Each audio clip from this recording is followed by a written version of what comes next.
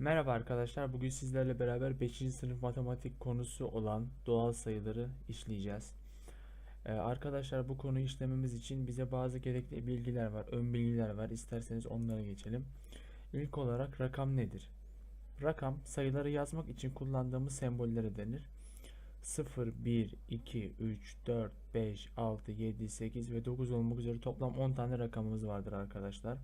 Bu rakamları kullanarak sayılar yazabiliyoruz. Birden fazla basamaklı sayılar yazabiliyoruz. Şimdi bizim asıl konumuz tabii ki doğal sayılar. Doğal sayıları ne demek olduğuna bakarsak, doğal sayılar sıfırdan başlayıp sonsuz diye tabir edeceğimiz, yani istediğimiz kadar sayıyı büyütebiliriz. Devam eden sayılardır. Sayılar kümesidir. Mesela arkadaşlar, bir sayısı bir rakamdır. 1 ve 5 sayısı da bir rakamdır. Ama beraber yan yana yazdığımızda iki basamaklı bir sayı olur ve 15 olur. Aynı şekilde yüze aşinasınızdır arkadaşlar, sınavlardan vesaireden. Bu da 3 basamaklı bir sayıdır. Nereden anlıyoruz? Çünkü 3 tane rakam yan yana gelerek bir sayı oluşmuştur. Geçelim arkadaşlar. Şimdi bölük ve basamak kavramını öğrenmemiz gerekiyor. Şimdi e, bölükler üçerli gruplardan oluşur. Bakın burada 3 tane grup var. Birler bölü, binler bölü ve milyonlar bölü. Bizim bu yılda sınıfta bilmemiz gereken bu kadar arkadaşlar. Birler, binler ve milyonlar. Her birinde de 3 ayrı alt kümesi vardır. Birler bölünün kümeleri birler, onlar, yüzler. Okurken bu ekleri kullanacağız. Mesela diyeceğiz ki 100 derken burada sıfır. Sıfırlar arkadaşlar okunmaz, onu da söyleyeyim. Yani sıfırlar etki etmez, onu okumayız. Okumadığımız zaman anlıyorsunuz ki orada sıfır vardır. Şimdi nerede kalmıştık? Milyonlar, birler ve birler. Binler bölünde de 100 binler, 10 binler ve binler vardır. Milyonlar bölünde de 100 milyonlar, 10 milyonlar ve milyonlar. Burada ben bir basit bir sayı verdim. 19 sayısı. Bu sayı 19 birler ve onlardan oluşan bir sayı. Okunuşu da 10 var ya arkadaşlar. 10 bir de 10 olarak okuyoruz. 10 9 sayısı var bir de. Birlerde bir ek getirmiyoruz. 19 19 19. Burada ise daha büyük bir sayı var. Bunlar 1, 2, 3, 4, 5 basamaklı bir sayı arkadaşlar. Bunu okurken de sayılar soldan sağa doğru okunur demiştim daha önce. Burada bu sayıyı nasıl okursunuz? 30, çünkü 10 bin olduğu için onlar basamağı gibi düşün. 32 binler bölünde de olduğu için 32 bin yazalım. 32 bin. Şimdi birler bölüğündeyiz. Yüzler basamağında 1 var. Onlar basamağında 3 var. Birler basamağında da 6 var. Yüzde 1 varsa 100 diye okuruz. Onlar basamağında 3 varsa 30 diye okuruz. Birler basamağında 6 zaten 6 diye okuruz. Yani birleştirdiğimizde 136. Hepsini birleştirdiğimizde 32.136.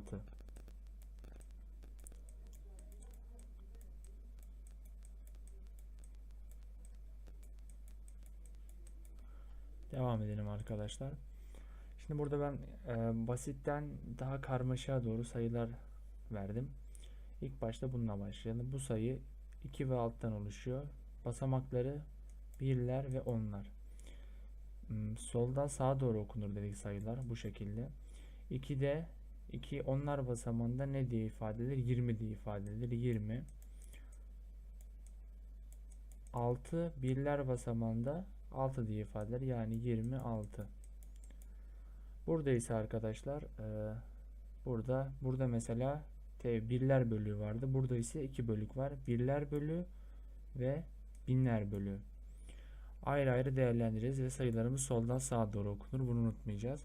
Şimdi arkadaşlar burayı tek düşünürsek, yani iki basamaklı bir sayı olarak düşünürsek, onlar ve birler, onlarda 2 var yani 20. Birlerde 1 var, 21. Burası da binler bölüğüydü arkadaşlar. 21 bin 21 1000. Sonra buraya geldik. Burası da birler bölüydü. Soldan sağa doğru düşünelim gene. Burası yüzler, onlar ve birler. Yüzlerde 1 var, 100. Onlarda 4 var, 40 diye okunur. 0 arkadaşlar okumuyoruz. Bir sayı okumadığımızda da anlıyorsunuz ki oraya 0 yazacağız. Burası yani 140. Biz birleri okumadığımız için 0 yazıyoruz. 140 yani 143 deseydim burası 3 olurdu ama burası 140.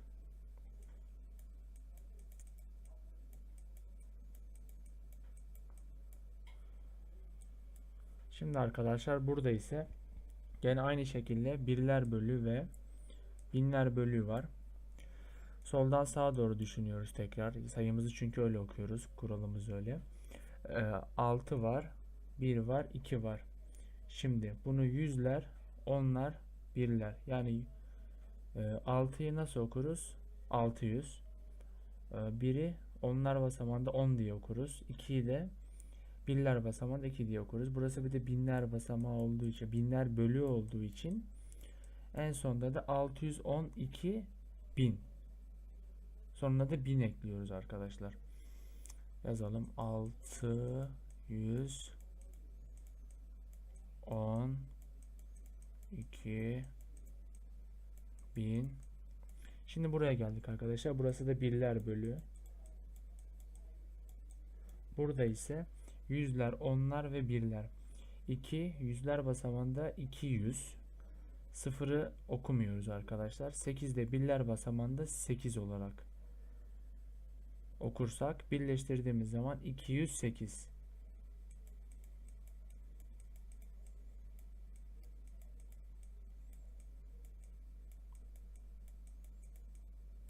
Buraya gelelim arkadaşlar. Burada bir bölümümüz daha var fazladan. Fark ettiyseniz birler bölü, binler bölü ve milyonlar bölü. Sayılar soldan sağa okunur. Kuralını unutmuyoruz. Şimdi milyonlar bölüne bakalım. İlk başta bunu birler bölü gibi düşünelim. Sonra yanına milyon eklersek işimiz kolaylaşır. Şimdi onlar ve birler olarak düşünelim. 1 onlar basamağında 10 diye telaffuz edilir. Birler basamağında 8 ise 8 diye telaffuz edilir. Yani 18. Bir de milyon bölüğünde olduğumuz için 18 milyon. 18 milyon. Şimdi bölümümüz bitti. Diğer bölümümüz ise binler bölüğü arkadaşlar. Binler bölüğünde yüzler, onlar, birler gibi düşünüp yanına da 1000 eklersek bu bölüyü de tamamlamış olacağız. Şimdi 2 yüzler basamağında 200 diye okunur. 1 onlar basamağında 10 diye okunur. 4 de birler basamağında 4 diye okunur. Birleştirdiğimizde 214, bir de binler bölüğünde olduğu için 214 bin. 214 bin.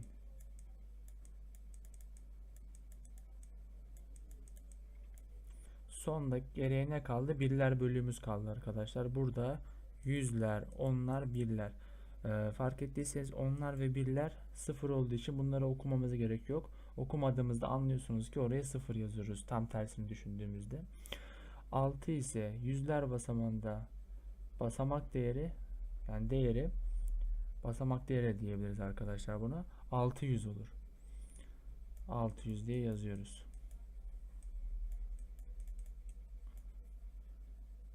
Geçelim arkadaşlar. Şimdi biz bu sayıları ben kafadan sağladım. Kafadan uydurdum. Ama bunu gerçek hayatta bir uzunluğu okumada nasıl kullanabiliriz? Mesela ekvator arkadaşlar, ileride görürsünüz veya gördünüz bilmiyorum. Dünyamızın çevresinin en uzun olduğu yer ekvatordur. Burada tam ortasıdır gördüğünüz gibi. Bunun uzunluğu metre cinsinden böyle bir sayıymış. Bu sayıyı nasıl okuruz arkadaşlar? Şimdi gene aynı taktiği izliyoruz. Bölüklerini ayırıyoruz. Birler bölü, binler bölü, milyonlar bölü. Şimdi soldan sağa doğru yazmaya başlayacağız. Burada arkadaşlar onlar, birler ve onlar var. Bir de milyon bölü olduğunu da unutmuyoruz. Şimdi 4'ün onlar basamağındaki değeri 40'tır. Sıfırı zaten katmıyoruz. 40, bir de milyonu ekliyoruz yanına, 40 milyon.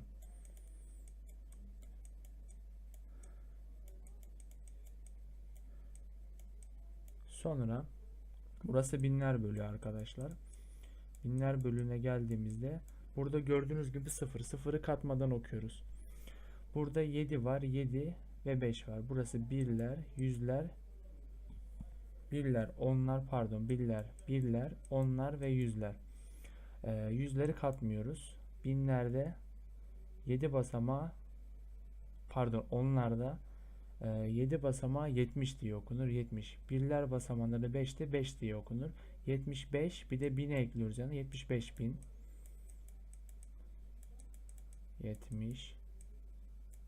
75.000. Sonra arkadaşlar birler bölüğüne geliyoruz. Birler bölüğüne geldiğimizde bakıyorsunuz ki hepsi 0. Bunların hiçbirini okumuyoruz. Bu şekilde okunuş, yazılışı ve okunuşu bu şekilde arkadaşlar bu sayımızın. Şimdi bu konunun devamı olarak arkadaşlar örüntü diye bir kavramı öğrenmemiz gerekiyor. Örüntü belli bir yapıyı, belli bir bütünü oluşturan dallardan, birimlerden her biridir. Şimdi örüntülerimiz şekil örüntüsü ve sayı örüntüsü olarak iki farklı şekilde inceleyebiliriz. Şekil örüntüsünde bir şekil aynı oranda aynı sayı şeklinde aynı sayı eklenerek artıyor. Burada mesela karemiz var. Bir karemiz var. 5 karemiz olmuş. 9 karemiz olmuş. Bakıyorsunuz 1 ile 5 arasında 4 artmış. 1'den 5'e çıkmış. 5 ile 9 arasında 4 artmış. 9'a çıkmış arkadaşlar. Bu şekilde devam ediyor. Burada da mesela 2 üçgen var birinci adımda. İkinci adımda ise 4 üçgen var. 2 üçgen artışı olmuş. Demek ki burada da ne olacak? 6 üçgen olacak. Bakıyoruz 1, 2, 3, 4, 5, 6 üçgen olmuş. Aynı şekilde birinci adımda bir kare var. İkinci adımda 2 kare. O zaman üçüncü adımda da 1 artmış arkadaşlar. Burada da 1 artacak. 2'ye 1 ekleyince 3 tane kare var. Bunu sayısal olarak ifade ettiğimizde de mesela ben size en başta rakamı anlatmıştım hatırlarsanız. Rakamlar hep 1 eklenerek artar. 0'a 1 eklediğimizde 1 olur. 1'e 1 eklediğimizde 2 olur. 2'ye 1 eklediğimizde 3 olur. Böyle böyle 9'a kadar gider. Bu uzatılabilir. İstediğimiz kadar uzatabiliriz. Gene örüntüyü oluşturur. Aynı şekilde arkadaşlar illa bir artması zorunda değil. Mesela 2'den başlayıp 2 eklediğimizde 4 olur. 2 eklediğimizde 4'e 6 olur. 6'ya 2 eklediğimizde 8 olur. 8'e 2 eklediğimizde 10 olur. 2 2 de ekleyebiliriz. 3 3 de ekleyebiliriz. Ama buradaki örüntünün mantığı şu. Her eklediğimiz sayı aynı olacak. Sayı ekleme değişmeyecek. Burada da arkadaşlar 3'ten 8'e çıkmış. Yani 5 artmış. 8'den 13'e çıkmış. Gene 5 artmış. Hep 5 5 eklenerek bir örüntü oluşmuş. Şimdi bu örüntüyü biz nerelerde görebiliriz? Mesela çevremize baktığımızda müze gezdiyseniz eğer veya eski tarihi yerlerde bu şekilde yapılarla karşılaşırsınız arkadaşlar. Bu örüntünün bir eseridir. Aynı oranda artmıştır, aynı oranda azalmıştır. Ya da mesela katlı ileride göreceksiniz 2 ile çarpılıyor, 2 ile bölünüyor. Böyle şekillerde örüntüler oluşturuyor. Ama bizim bilmemiz gereken aynı şekilde eklenerek oluşturan örüntüler arkadaşlar. Bu da eski halılardır. Eski tarihi halılar. İnternette karşılaşabilirsiniz veya kendi eski annenizin babaannenizin evlerinde veya kendi evinizde bile olabilir. Bu halılar da arkadaşlar bir örüntünün eseridir. Belli bir düzen içerisinde artış göstererek oluşturan şekillerdir örüntüler arkadaşlar. Bu konumuz bu kadar. İzlediğiniz için teşekkür ederim arkadaşlar. Hepinize iyi günler diliyorum.